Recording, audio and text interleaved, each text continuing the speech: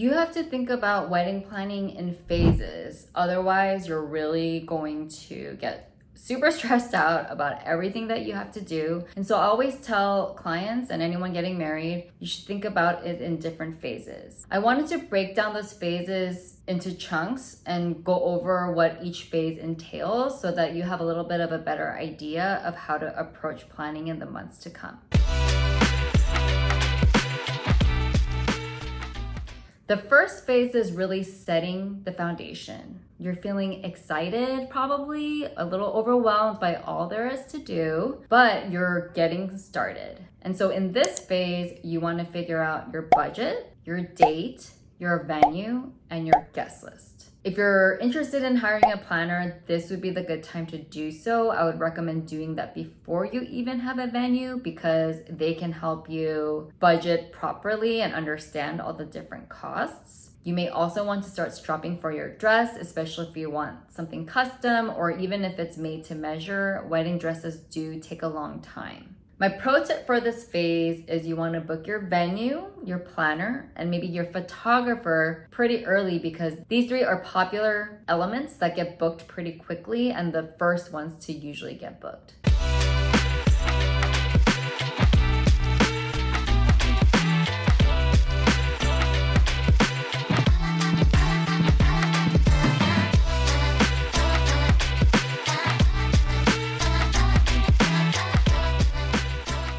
Phase 2, you're really building your wedding team. You're feeling like you got a lot done, you're focused, you want to keep that momentum going. This is 5 to 8 months before your wedding. So you already booked the venue, maybe your planner, your photographer. Now you're going to be booking all your other vendors, your DJ, your hair and makeup artist, your floral designer, start thinking through rentals, etc. You also want to be telling people that you're getting married. Send out the save the date. And the invite I send out a little bit later, but if some people do send it, 5-6 months out, but definitely the save the date. Pro tip, you definitely want to start thinking about the guest experience, keeping the budget in check, and tell yourself it's going to be okay.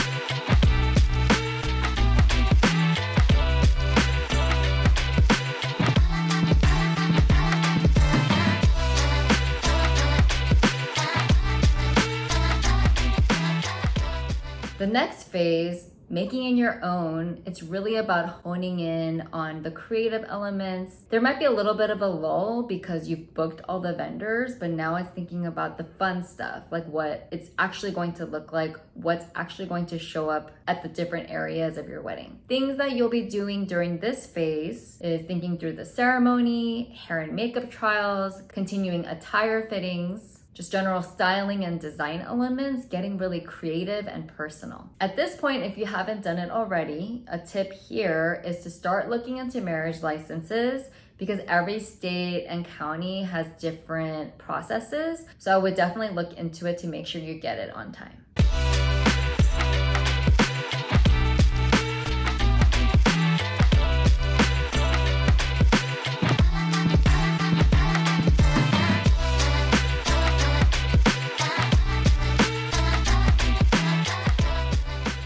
Phase 4 is really about starting to wrap up all of these details that you've been working so hard on. The mood is really like there's so many checklists and there's so many things I have to do, but you're just kind of go, go, go mode. And this is about, 1 to 3 months out or even 3 weeks to 3 months out. Now there's a lot of little things that you have to do. You're getting all your RSVPs in. You have to do the seating chart probably, family photo list, telling everyone where they need to be, selecting all your songs. You'll be setting a lot of final meetings with all of your vendors to just finalize all the details and start going through the timeline. This is the time when I would highly suggest that you have at least a coordinator to help you wrap up some final items and also manage your wedding day.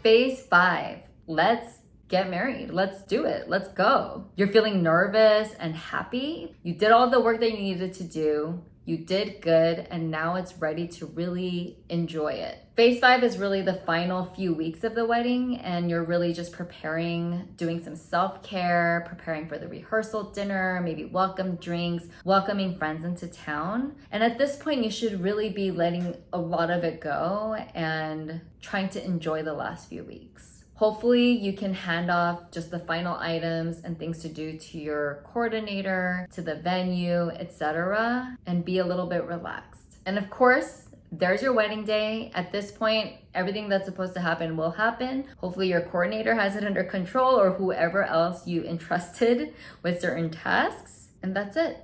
You're gonna do it. And my pro tip is to let go, to take it all in, and you're going to want to remember it as much as possible and to really enjoy it, because it goes by so quickly that day. And just bask in every moment with your friends, with your family, with all the work that you put into this to make this day come to life and to have everyone with you. Whatever happens, it's going to happen. And at the end of the day, you know that you're there with your friends and your loved ones and your family to just celebrate. And that's really all that matters at the end of the day.